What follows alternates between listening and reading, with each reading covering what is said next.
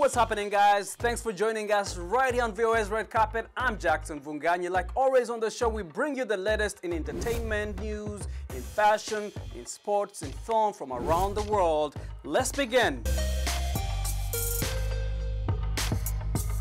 And let's begin the show with the star who is shining bright on British Vogue's December cover. 29's breakout star Lizzo, appearing in a black Versace gown and a feathered boa. Her face, body, and attitude scream confidence.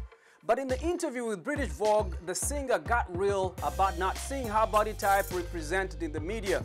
Quote, "When you don't see yourself, you start to think something's wrong with you," she told the British magazine. She went on to discuss how the lack of diversity helped shape her into what she is today. "I'm not trying to sell you me," she said. "I'm trying to sell you you." The queen of self-love posted all the different looks on Instagram with the same inspiring captions, including one that reads, "Fat, black, beautiful, fashion, and Vogue." And something else that she's excited about? Well, getting praise from none other than Mariah Carey. In a recent interview, Carey was asked which artist people should listen to which she replied, "Lizzo." The up-and-coming singer then tweeted, "I got at Mariah Carey's stamp of approval, B. Oh my goodness." And then a reply from Mariah Carey, followed with, "You don't need my stamp of approval. You are 100% that B." You know what I'm talking about.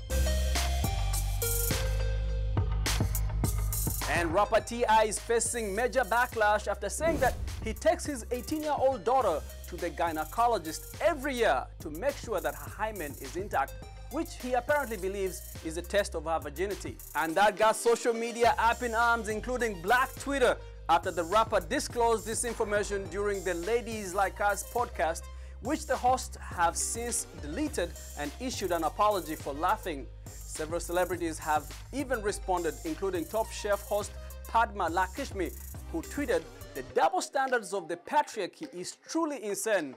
Young women are fully capable of making their own informed decisions about their bodies and their sexuality." And T.I.'s daughter Deja seems to be upset by the whole situation, as she has liked tweets bashing her father. The World Health Organization says that, quote, "The appearance of a girl or woman's hymen can't prove whether they have had sexual intercourse or are sexually active or not." Colombian music star Shakira says that she will use next year's Super Bowl halftime show to pay homage to Latin culture. She is scheduled to perform alongside Jennifer Lopez at the first Super Bowl halftime show produced by Jay-Z. Speaking in Barcelona, Shakira told the Associated Press that she's fulfilling a dream with an important purpose. That is to celebrate the Latin culture, to showcase it in a country where Latinos have also struggled a lot, and I feel really humbled and with a great responsibility within my hands to represent that Latino community, not only the Latinos who are born in the U.S., but also the ones who are born abroad, like me. The Grammy winner turns 43 on the day of the show, which is February 2nd, and is currently busy promoting her new documentary and live concert album from her 2018 El Dorado World Tour. Afro-pop legend Salif Keita was here at the Voice of America and sat down with Music Time in Africa's host Heather Maxwell to share music, his activism around the issue of albinism, and his advice to young artists. Let's check it out.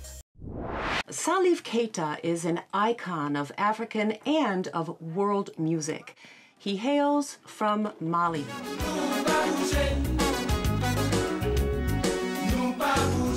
And he's also a symbol of hope for people with albinism.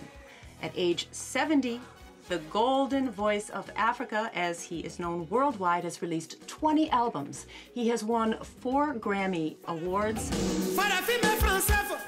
for Best World Music Albums, and he's in the studio right next to me. I am so honored to present to you Salif Keita. Bonjour, Salif. Bonjour.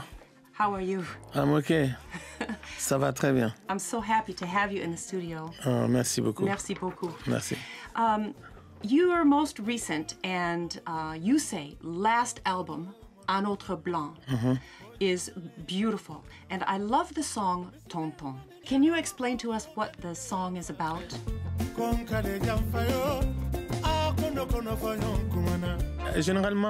The way things normally go, married women refer to their husbands as tonton, uncle.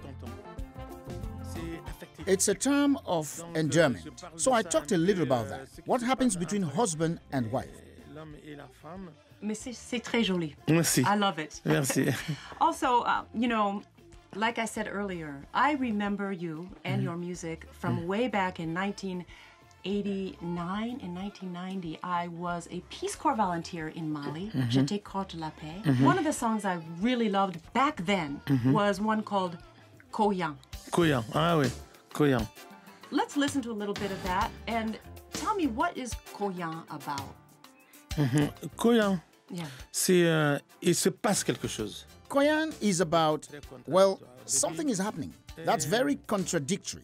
I say the more people there are in the mosque, the less Muslims there are in the mosque. I say that it's not because people go to the mosque that they are Muslims. No, on the contrary, they come to be seen, but they are not all true Muslims. Se montrer, mais ils sont pas des vrais musulmans. I would like it if you could explain briefly the obstacles that you had to overcome when in the 1970s when you were a young kid to do music. Vous avez eu des obstacles aussi. Many obstacles, yes. Many obstacles because people don't understand how you can be white with a black dad and mom. They don't understand that it's a problem of depigmentation, that it's a problem of melanin that makes someone this way. They don't know.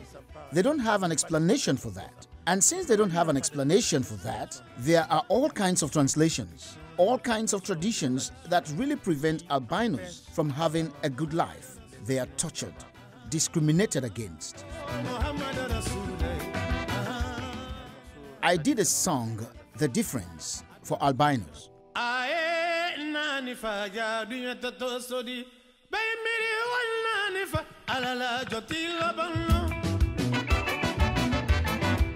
One last question. I would like it, Salif, if you could sum up what you think the music can do good in the world for the young people who are now wanting to become musicians. Il faut parler de... You have to talk about what's happening. An artist has to affirm him or herself according to the problems in Africa. Africa needs to be known. Africa needs to affirm herself. Africa needs to talk. Africa needs people who will talk about her so that she gets out of anonymity, that she gets out of silence, and to make known what kinds of problems Africa goes through. We need artists to do that. And I think a lot of people agree with me that Africa counts on these artists to be known and affirm herself. Merci, Salif. Merci beaucoup. Thank you. So singer Alicia Keys is not just an award-winning singer. She's also a mother who recently felt frustrated after a visit to a nail salon with her young son. After her son wanted to get rainbow-colored nails, he came back to her only to say that he didn't want them anymore because people wouldn't like it. In turn, this got the singer to think about how a 4-year-old would be worried about being judged. Alicia Keys posted her rant on Instagram with the caption, quote, "Less labels, more expressions. I've been thinking about how over-labeled and over-judged we all are. Can you feel me?" Yes, and we do feel you, Alicia Keys. He's 4, and he already understands the concept that someone's going to judge him because he chose rainbow color on his nails. And I told him, why? Nobody's going to judge it. They're going to love it. It's so cool. Like, look how creative you are. Look how amazing. You had this idea. Stick with it. You chose it. You liked it. You do it. Who cares what anybody else says? It just got me to thinking how completely judged we are all the time.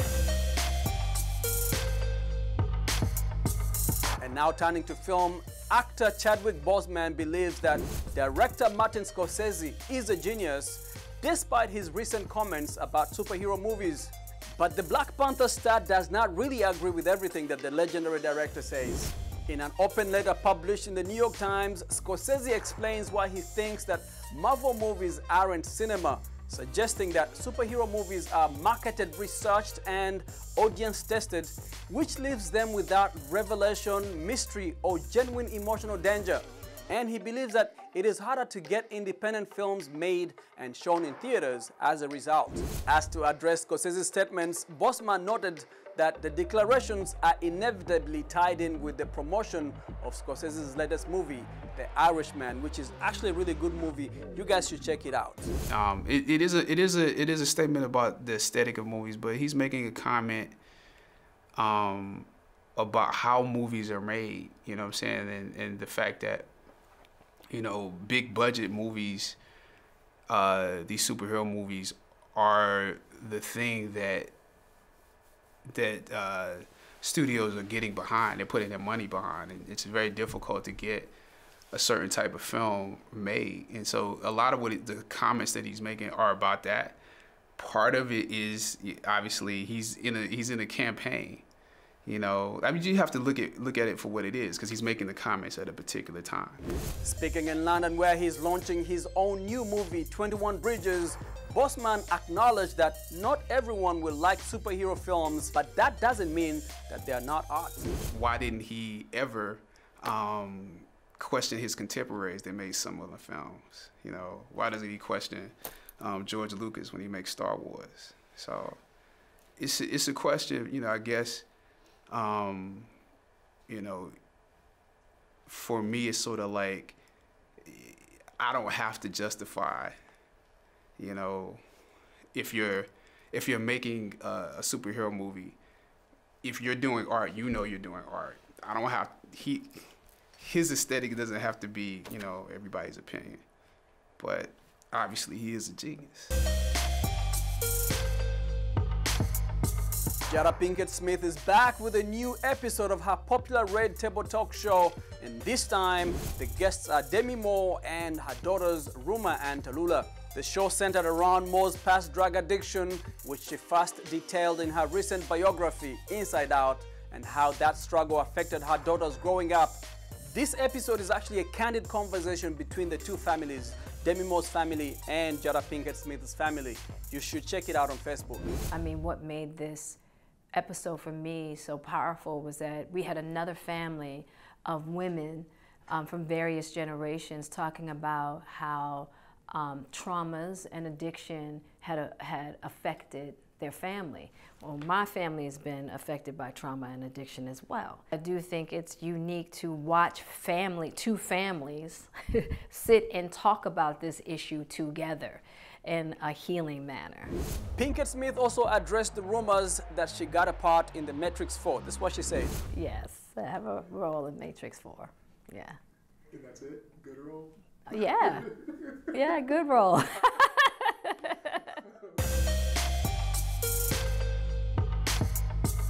And while Jada Pinkett Smith is busy with her talk show and now a new role in the next Matrix film, her husband, as we know it, thanks to Instagram, is busy filming Bad Boys 3. In a new expletive and explosion-filled trailer for Bad Boys for Life, Will Smith and Martin Lawrence play two detectives who team up once again for another all-guns-blazing adventure in which they fight a murderous Romanian mob boss.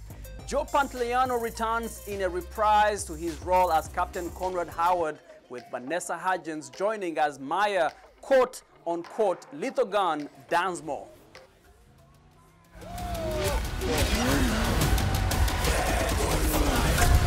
Yes! No! Where the hell are they getting all these helicopters? Mike! Thanks for watching VOA's Red Carpet. I'm Jackson Vunganyi. For more entertainment news, be sure to check us out at voanews.com, on Facebook, on Instagram, and on YouTube. Until next time, goodbye everyone.